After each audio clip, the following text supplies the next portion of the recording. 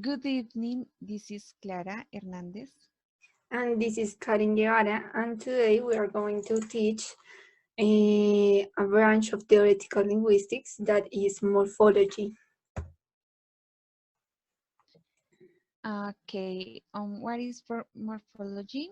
Morphology is the study of internal structure of words and forms. Refers to the mental system involved in word formation or to the branch of linguistics that deals with words, their internal structure, and how they are formed. The term of morphology is Greek, and it is made up of morph, meaning shape, form, and ology, which means the study of something. And the object of study is a word. And what is the word? It is smallest independent units of language. And independent of other words and can be separated from the units and can change the position. Okay, about morphemes. A morpheme is the smallest unit of meaning in a language and may consist of a word or a meaningful piece of a word. And here below we have some examples. The first is of one morpheme, and are words like boy, water, desire, or more. And there are others that are formed by two morphemes, like boyish, desires, and there are words with three morphemes, like boyishness, desirability, and four and more than four morphemes.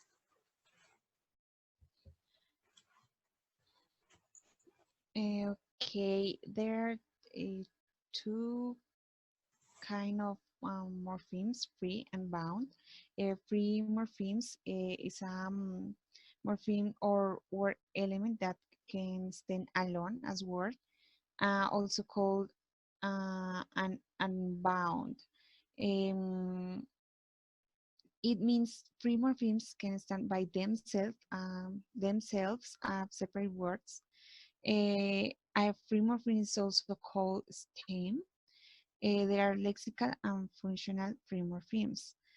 For example, in the following sentence, um, we will find that all the words included in it are um, free.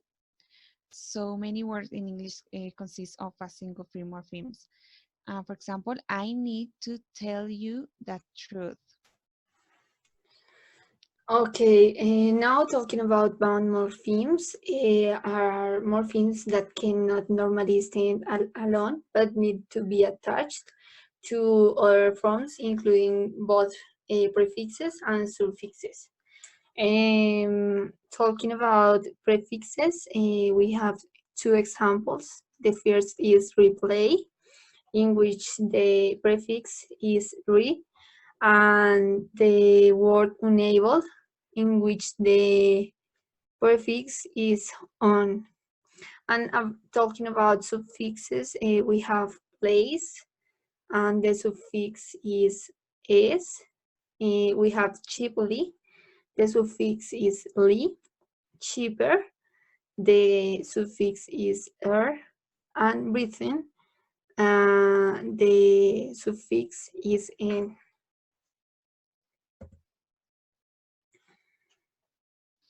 Okay, in primorphemes, there are lexical and grammatical morphemes. Lexical morphemes also called content words. Um, eh, all morphemes can be divided into categories, lexical or content, and grammatical and function. That Karen will explain later.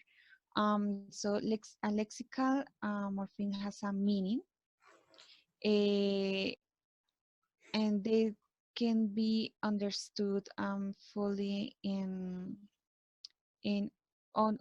itself. Um, for example, eh, the sentence that I said before, I need to tell you the truth. The free morphemes, and also they are lexical morphemes, are need, tell, and truth. And we found we find many words in English as, for example, boy, run, green, quick, paper, yellow, etc. Um, Also, all nouns, verbs, adjectives, adverbs are typical kind of lexical morphemes. Okay, talking about grammatical morphemes, instead of lexical morphemes, the grammatical morphemes don't really have a sense in and of themselves. An example of them are prepositions, articles, and conjunctions. And using the same example, we have the sentence, I need to tell you the truth. And we see here four grammatical morphemes that are I, to, you, and the. And inbound morphemes are derivation and inflectional morphemes. Derivational, these morphemes change the meaning of the words, are affixes, prefixes, or suffixes. And usually, 2010 said that derivational morphemes are used to create new words, and or to make words of different grammatical class from the stem. For example, we have unavailable, impossible, helpful, and alcoholic. Okay, the inflectional morphemes are not used to change the grammatical category of a word. And we have these inflectional morphemes in the categories of number, possessives, third person singular present, past tenses, perfect aspects, progressive or continuous aspects, comparative, superlatives, some irregular nouns plurals like wife, wives, and irregular verbs like get and got.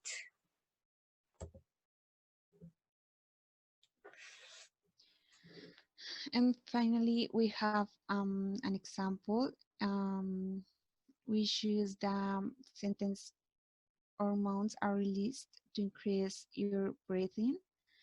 And we made a chart where we can explain more graphically the analysis of each word.